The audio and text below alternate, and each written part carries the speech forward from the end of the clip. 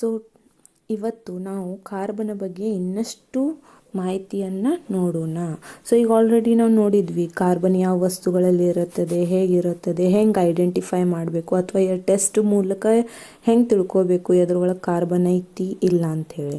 So ಇಲ್ಲಿ carbon ತಂದ ಏನು ಮಾಡ್ತೈತೆ ಅಂತಂದ್ರೆ ಹೊರಕವಚದಲ್ಲಿ 4 ಇಲೆಕ್ಟ್ರಾನ್ ಇರೋದ್ರಿಂದ ಅದಕ್ಕೆ ನಾವು ಈ ಧಾತುವಲ್ಲಿ ಏನಾಗ್ತೈತೆ ಅಂತಂದ್ರೆ ಟೆಟ್ರಾವ್ಯಾಲೆಂಟ್ ಧಾತು ಅಂಥೇಳಿ ಕಾರ್ಬನ್ಗೆ ಕರಿತೇವೆ. ಯಾಕೆ ಟೆಟ್ರಾವ್ಯಾಲೆಂಟ್ ಅಂತೇವೆ ಅಂದ್ರೆ ಟೆಟ್ರಾ ಅಂದ್ರೆ ಯಾವತ್ತು ಏನು ಮಾಡ್ತದೆ ಅಂತಂದ್ರೆ 4 ಇಲೆಕ್ಟ್ರಾನ್ಗಳನ್ನು ಅದು ಸೂಚಿಸ್ತೈತಿ. ಇನ್ನು ಕಾರ್ಬನ್ ಸವ್ಯಾಲೆನ್ಸಿ ಬಂಧನವನ್ನು ನಾವು ನೋಡಬೇಕಾದ್ರೆ ಸೊ ಇಲ್ಲಿ ಕಾರ್ಬನ್ ಸವ್ಯಾಲೆನ್ಸಿ ಬಂಧನ ಅಂದರೆ ಏನು ಅಥವಾ ಇದಕ್ಕೆ ಇನ್ನೊಂದು ಹೆಸರು ಏನಂತಾರೆ ಅಂತಂದ್ರೆ ಕೋವ್ಯಾಲೆಂಟ್ ಬಂಧ ಕೂಡ ಅಂತಾರೆ ಅಥವಾ ಕೋವ್ಯಾಲೆಂಟ್ ಬಾಂಡ್ ಕೂಡ ಅಂತೇವಿ. ಸೊ ಇಲ್ಲಿ ಕೋವ್ಯಾಲೆಂಟ್ ಬಾಂಡ್ ಅಂದರೆ ಏನು? ಇದು 2 ಪರಮಾಣುಗಳ ನಡುವೆ ಅದು ಜೋಡಣೆ ಆಗಬೇಕಾದ್ರೆ ಸೊ ಅಲ್ಲಿ ಇಲೆಕ್ಟ್ರಾನ್ಗಳನ್ನು ನಾವೇನು ಮಾಡ್ತಾವೆ ಅಂತಂದ್ರೆ ಹಂಚಿಕೊಳ್ಳುತ್ತವೆ. ಸೊ ಅದಕ್ಕೋಸ್ಕರ ಅಂಥ ಜೋಡಣೆಗೆ ಅಥವಾ ಅಂಥ ಬಂಧನಗೆ ನಾವೇನಂತೇವೆ ಅಂತಂದ್ರೆ ಕೋವ್ಯಾಲೆಂಟ್ ಬಾಂಡ್. ಫಾರ್ ಎಕ್ಸಾಂಪಲ್ ಈಗ ಒಂದು ದಡಿಯಿಂದ ಇನ್ನೊಂದು ದಡಿ ನಾವು ದಾಟಬೇಕಾದ್ರೆ ಅಲ್ಲಿ ಸೇತು ಮಾರ್ಗ ಮಾಡಿರ್ತಾರೆ ಅಥವಾ ಒಂದು ಏನು ಬ್ರಿಡ್ಜ್ ಲೈಕ್ ಏನು ಮಾಡ್ತಾರೆ. ಸೊ ಬ್ರಿಡ್ಜ್ ಏನಲ್ಲಿ ಏನು ಮಾಡ್ತದೆ ಅಂತಂತಂದ್ರೆ ಇಲ್ಲಿ ಸವ್ಯಾಲೆನ್ಸಿ ಬಂಧನ ಥರ ಆ್ಯಕ್ಟ್ ಮಾಡುತ್ತದೆ. ಸೊ ಇಲ್ಲಿ ಒಂದು ಧಾತುವಿಂದ ಇನ್ನೊಂದು ಧಾತು ಕನೆಕ್ಟ್ ಆಗಬೇಕಾದ್ರೆ ಸೊ ಅಲ್ಲಿ ನಡುವೆ ಉಂಟಾಗುವಂಥ ಬಂಧನಕ್ಕೆ ನಾವೇನಂತೇವೆ ಅಂತಂದ್ರೆ ಕೋವ್ಯಾಲೆಂಟ್ ಬಂಧನ ಅಥವಾ ಸವ್ಯಾಲೆನ್ಸಿ ಬಂಧನ ಅಂತ ಅಂತೇವಿ. ಸೊ ಇಲ್ಲಿ ನಾವು ಕಾರ್ಬನಲ್ಲಿ ಸವ್ಯಾಲೆನ್ಸಿ ಬಂಧನವನ್ನು ನೋಡ್ತೇವೆ. ಸೊ ಇಲ್ಲಿ ನೆಕ್ಸ್ಟ್ ನಾವು ನೋಡಬೇಕಾದ್ರೆ ಕಾರ್ಬನಲ್ಲಿ ಸವ್ಯಾಲೆನ್ಸಿ ಬಂಧನ ಹೇಗೆ ನಡೀತದೆ ಅಥವಾ ಏನೇನು ಅದರದ ಹೆಂಗೆ ಅದು ಇಲೆಕ್ಟ್ರಾನ್ ಹೆಂಗೆ ಪಡಿತದೆ ಅಥವಾ ಹೆಂಗೆ ಕಳೆದುಕೊಳ್ಳುತ್ತದೆ ಅಂಥೇಳಿ ನಾವು ನೋಡೋಣ.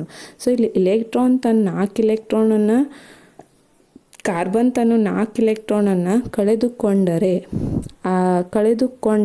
ಅದು ಕ್ಯಾಟಯಾನ್ ಆಗಿ ಪರಿವರ್ತನೆ ಆಗ್ತದೆ. ಸೊ ಇಲ್ಲಿ C+ ಅಂತೇವ. C+ ಯಾವತ್ತು ಏನು ಸೂಚಿಸ್ತದೆ ಅಂತಂದ್ರೆ ಅದು ತನ್ನ ಇಲೆಕ್ಟ್ರಾನನ್ನು ಇನ್ನಿತರೆ ಧಾತುಗೆ ಕೊಡಾಕತ್ತೈತಿ ಅಥವಾ ತನ್ನಲ್ಲಿ ಇರುವಂಥ ಇಲೆಕ್ಟ್ರಾನ್ಗಳ ಸಂಖ್ಯೆ ಅನ್ನೋದೇನು ಮಾಡತ್ತೈತೆ ಅಂತಂದ್ರೆ ಕಳೆದುಕೊಳ್ಳತ್ತದ. ಸೊ ಅದರಿಂದ ಅದೇನಾಗ್ತೈತೆ ಅಂದ್ರೆ C+ ಅಥವಾ ಕ್ಯಾಟಯಾನ್ ಆಗಿ ಕನ್ವರ್ಟ್ ಆಗತ್ತೆ.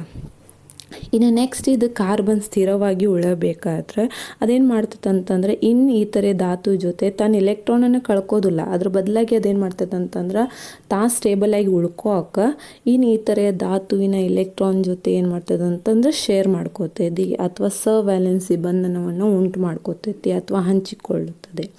ಸೊ ಇಲ್ಲಿ ಈ ಥರ ಏನು ಮಾಡ್ತೈತಿ ಕಾರ್ಬನ್ ಸ್ಟೇಬಲ್ ಆಗಿ ಅಥವಾ ಸ್ಥಿರವಾಗಿ ಉಳಿಯುತ್ತದೆ. ಇನ್ನು ನೆಕ್ಸ್ಟ್ ಇಲೆಕ್ಟ್ರಾನ್ ಚುಕ್ಕಿಯ ರಚನೆ.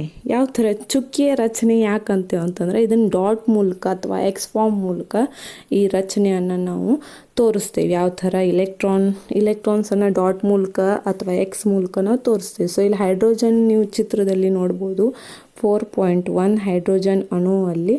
ಸೊ ಅಲ್ಲಿ ಏನಾಗ್ತೈತೆ ಅಂತಂದ್ರೆ ಹೈಡ್ರೋಜನ್ ಅಂತಂದರೆ ಇದು ಒಂದನೇ ಧಾತು ಅಂತಂದರೆ ಇದರಲ್ಲಿ ಇರುವಂಥ ಇದು ಅತ್ಯಂತ ಸರಳವಾಗಿರುವಂಥ ಧಾತು. ಯಾಕೆ ಇದಕ್ಕೆ ಅತ್ಯಂತ ಸರಳವಾಗಿರುವಂಥ ಧಾತು ಅಂತೇವೆ ಅಂತಂದ್ರೆ ಈ ಒಂದು ಧಾತುವಲ್ಲಿ ನ್ಯೂಟ್ರಾನ್ಗಳ ಸಂಖ್ಯೆ ಏನೈತೆ ಅಂತಂತಂದ್ರೆ 0 ಐತಿ. ಅಂದರೆ number of neutron is 0. So ಇಲ್ಲಿ ಒಂದನೇ ಧಾತು ಇರೋದ್ರಿಂದ ಇದರಲ್ಲಿ ಇರುವಂಥ ಒಟ್ಟು ಪ್ರೋಟಾನ್ ಮತ್ತು ಇಲೆಕ್ಟ್ರಾನ್ಗಳ ಸಂಖ್ಯೆ ಎಷ್ಟೈತೆ ಅಂತಂದ್ರೆ 1 ಐತಿ. ಸೊ ಇಲ್ಲಿ 1 ಹೈಡ್ರೋಜನನ್ನು 1 ಸರ್ಕಲ್ ಥ್ರೂ ತೋರ್ಸ್ಯಾರ. ಸೊ ಅಲ್ಲಿ 1 ಸರ್ಕಲ್ ಒಳಗೆ 1x ಅಂತ ತೋರ್ಸ್ಯಾರ. So x is nothing but indication of electron. ಇನ್ನೊಂದು H ಅನ್ನು ಕೊಟ್ಟಾರ. ಈಗ ಅಣು ಆಗಬೇಕಾದ್ರೆ 1 ಪರಮಾಣುಕ್ಕಿಂತ ಹೆಚ್ಚು ಪರಮಾಣುಗಳಲ್ಲಿ ಕೂಡಿ ಬಂತಂದ್ರೆ ಅದಕ್ಕೆ ನಾವೇನಂತೇವೆ ಅಂತಂದ್ರೆ ಅಣು ಅಂತ ಕರಿತೇವೆ ಅಂತ ಈಗ ಆಲ್ರೆಡಿ ನಾವು 9th ಸ್ಟ್ಯಾಂಡರ್ಡ್ ಒಳಗೆ ಕಲ್ತಿದ್ವಿ. ಸೊ ಇಲ್ಲಿ H2 ಆಗಬೇಕಾದ್ರೆ ಸೊ ಇನ್ನೊಂದು H ಬೇಕು. ಒಂದು H ಇದೆ, ಇನ್ನೊಂದು H ಬಂದಾಗ ಅದು H2 ಆಗುತ್ತೆ.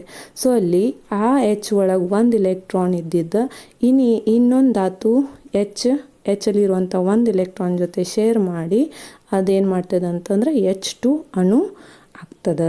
ಸೊ ಇಲ್ಲಿ ಸರ್ಕಲ್ ಒಳಗೆ ತೋರಿಸಿದ್ದಾರೆ ಹೆಂಗೆ ಹಂಚಿಕೆ ನಡೆದಿದೆ ಇಲೆಕ್ಟ್ರಾನ್ಗಳ. ಸೊ ಇಲ್ಲಿ 4.1 ಚಿತ್ರದಲ್ಲಿ ನಾವು ನೋಡ್ಬೇಕಾದ್ರೆ ಹೈಡ್ರೋಜನ್ ಅಣು ಹೇಗೆ ಉಂಟಾಯಿತು ಅಂಥೇಳಿ ಚಿತ್ರದ ಮೂಲಕ ತೋರಿಸಿದ್ದಾರೆ. ನೆಕ್ಸ್ಟ್ 4.2 ಅಲ್ಲಿ ಏನು ಮಾಡಿದಾರೆ ಅಂತಂತಂದ್ರೆ 2 ಹೈಡ್ರೋಜನ್ ಪರಮಾಣು ನಡುವೆ ಏನಾಗೈತೆ ಅಂತಂದ್ರೆ ಒಂದೊಂದು ಇಲೆಕ್ಟ್ರಾನ್ಗಳ ಶೇರ್ ಮಾಡ್ಕೊಂಡವು ಒಂದೊಂದು ಇಲೆಕ್ಟ್ರಾನ್ನ. ಸೊ ಅಲ್ಲಿ ಬಂಧನ ಉಂಟಾಗೈತಿ. ಆ ಬಂಧನಕ್ಕೆ ನಾವೇನಂತೇವೆ ಅಂತಂದರೆ ಏಕಬಂಧ ಅಥವಾ ಸಿಂಗಲ್ ಬಾಂಡ್ ಅಂತ ಹೇಳಿ ಕರಿತೇವೆ. ಸೊ ಇಲ್ಲಿ ಯಾವುದೇ ಬಾಂಡ್ ಕ್ರಿಯೇಟ್ ಆಗಬೇಕಾದ್ರೆ ಅಥವಾ ಬಂಧ ಉಂಟಾಗಬೇಕಾದ್ರೆ ಸೊ ಇಲ್ಲಿ ಕನಿಷ್ಠ ಪಕ್ಷ ಅದಕ್ಕೆ ಏನು ಬೇಕಂತಂದರೆ 2 ಇಲೆಕ್ಟ್ರಾನ್ಗಳ ನೆಸೆಸಿಟಿ ಇದೆ. ನೆಕ್ಸ್ಟ್ ನಾವು ನೋಡ್ತೀವಿ ಎರಡನೇ ಧಾತು ಆಕ್ಸಿಜನ್. ಸೊ ಇಲ್ಲಿ ಆಕ್ಸಿಜನ್ ಏನಿದೆ ಅಂತಂತಂದರೆ 8ನೇ ಧಾತು ಆಗೋದ್ರಿಂದ ಇದರಲ್ಲಿ ಒಟ್ಟು ಇರುವಂಥ ಇಲೆಕ್ಟ್ರಾನ್ ಮತ್ತು ಪ್ರೋಟಾನ್ ಸಂಖ್ಯೆ ಎಷ್ಟಿದೆ ಅಂತಂದರೆ 8.